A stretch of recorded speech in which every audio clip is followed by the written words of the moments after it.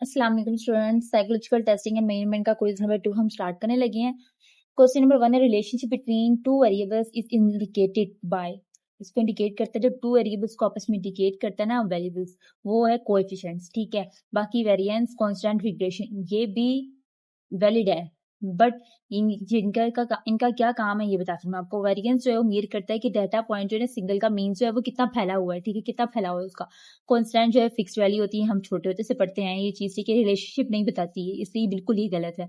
Regression क्या है? ये स्टैटिकल मेथड है मेजर करने के लिए। स्टैटिस्टिकल क्या होता है? जिनको टेबल की फॉर्म में या फिर किसी लिस्ट की फॉर्म में बात करते हैं, जो प्रिडिक्ट करता है रिलेशनशिप के टू बिटवीन वेरिएबल्स का जो है ना उनका स्टैटिकल मेथड मेजर करता है, ये वो है। और जो वैसे ही नॉर्मली वो बताया ना इनका रिलेशनशिप, वो कोएफिशिएंट होता है।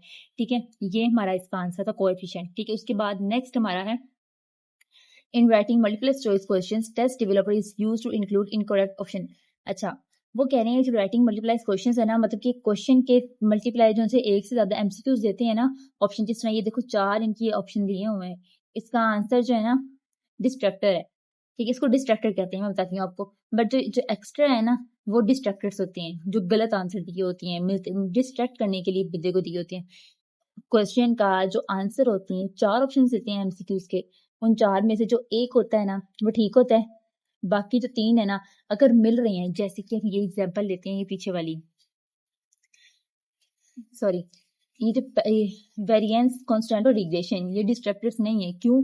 क्योंकि जो है ना ये डिस्ट्रैक्ट करने के लिए दिए हुए हैं, बट इसका आंसर कोफिशिएंट है, मगर ये इससे मिलते जुलते हैं। अगर बिल्कुल ही इरेलीवेंट है, मतलब कि उनका आंसर नहीं मिलता, उसको हम डिस्ट्रक्टर्स कहेंगे। ठीक है, ये चीज है। बाकी उसको डिस्ट्रक्टर्स कहते हैं, ये चीज उन्होंने पूछी हुई है। आगे है, when item are discriminating between the two groups, then they should be dash the test retained।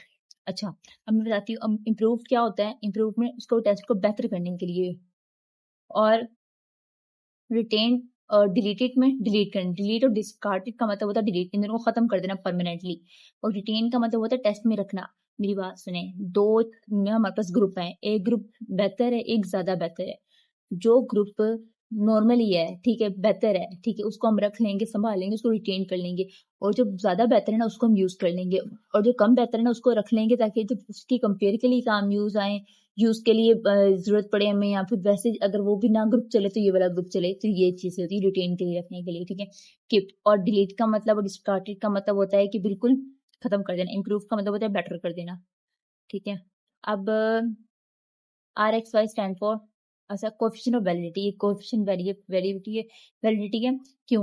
RX जो है ना टेस्ट रिलायबिलिटी और रिलायबिलिटी कोफिशिएंट्स होता है, और RXY जो है कोफिशिएंट ऑफ वैलिडिटी होता है, कोरिलेशन बिटवीन। ठीक है, test scores X and Y, इन दोनों को जब हम मिला देंगे तो क्या बन जाएगा? Coefficients of validity.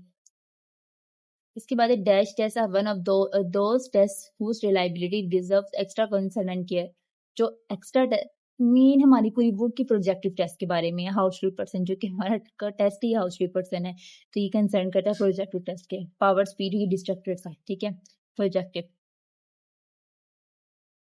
उसके बाद है evidence for criterion validity in which the test and criterion are administered at the same point in same time in time is called concurrent validity evidence। अच्छा, ये किस लिए? क्योंकि ना concurrent कहते हैं ऑन द स्पॉट, जो करंट हम जो करें, are score that compares with another. अच्छा, मैंने कहता ना रिटेन में हम रख लेते हैं एक चीज, एक टेस्ट पासिंग मार्क्स का कंपेयर कर देना पुराने मार्क्स के साथ में। पासिंग मार्क्स जो मतलब के पासिंग मार्क्स कितने, 33% है, हमारे आ गए हैं 45, तो मतलब पास हो गए हैं। 33 के साथ कंपेयर करके पास में उनको कॉन्करेंट वैलिडिटी कहते हैं। प्रिडिक्टिव वैलिडिटी टेस्ट जो प्रिडिक्ट करते हैं कि आने वाले वक्त में इसके क्या क्या आ सकते हैं कंटेंट, जो कि जो इम्पोर्टेंट पार्ट जो है वैलिडिटी का ले लेते हैं, बाकी हम छोड़ देते हैं। ठीक है, कंस्ट्रक्ट वैलिडिटी कहेंगे, जो कि हमारे लिए ना जिस चीज के लिए हमने टेस्ट मेयर कर रहे हैं ना, वो चीज हम मेयर करके रहे, मीन्स जिस चीज के लिए टेस्ट है ना वही टेस्ट पूछा जाए, उसको वैलिडिटी कहेंगे, कंस्ट्रक्ट वैलिडिटी। नेक्स्ट है dash is a measure of the difference between the proportions of high scores and low. Lowers और हाई को मेजर आपस में कंपेयर करने के लिए डिस्क्रिमिनेशन ही यूज होगी, आइटम डिस्क्रिमिनेशन। ठीक है, how well a test is item separates high score from the low score, बाकी डिस्ट्रक्ट। उसके बाद है mister Ali, a computer teacher, एक कंप्यूटर टीचर है, asked his students to type as many words as possible in MS Word 30 seconds. उन्होंने कहा कि 30 second के अंदर जितने वर्ड्स राइट होते हैं आप लिख के दिखाओ. ये उन्होंने मेजर क्या किया है? इंटेलिजेंस बिल्कुल भी नहीं. इंटेलिजेंस में हम क्या करते हैं? इंटेलिजेंस मेजर करते हैं. पर्सनैलिटी टेस्ट में पर्सनैलिटी, एप्टीट्यूड में एप्टीट्यूड. एप्टीट्यूड मतलब कि वो भी हमारी एबिलिटी, ताकत, ठीक है, ये चीज़ें. और स्पीड में क्या हम टेस्ट मेजर करते हैं? ये स्पीड टेस्ट है, इसमें स्पीड मेजर करते हैं. 30 सेकंड्स मतलब हमने स्पीड से काम करना है. 30 सेकंड में कितने वर्ड्स मेजर कर सकते हैं, सॉरी टाइप कर सकते हैं. तो ये आगे two major test retest reliability है. Dash subjects and items are called. अच्छा, अब वो कह रहे हैं टेस्ट को मेजर करने के लिए रीटेस्ट. एक बार हमने टेस्ट ले लिया, दोबारा से अगर टेस्ट लेंगे ना, अगर सेम आएगा तो रिलायबिलिटी होगी. इसलिए सेम होना चाहिए, हमें डिफरेंट तो नहीं ना चाहिए. आंसर दो बार सेम होना चाहिए, तब वो रिलायबिलिटी होगा. ये चीज़ सेम. अब नेक्स्ट है, sorry, and dash refer to the proportions of people who are expected to succeed on a criterion if they are choose at random. अच्छा, रैंडम जो, अच्छा मेरी बात सुने, दो होते हैं, हिट रेट्स और बेस रेट्स. ठीक है, हिट रेट्स क्या होता है?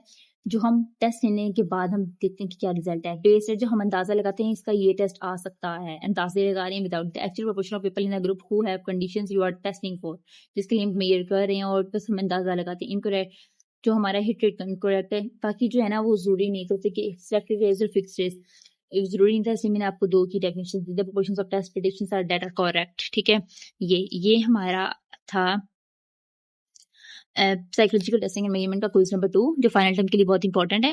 ये मिड टर्म और फाइनल टर्म दोनों के मिक्स ही इसमें क्वेश्चंस हैं दोनों के.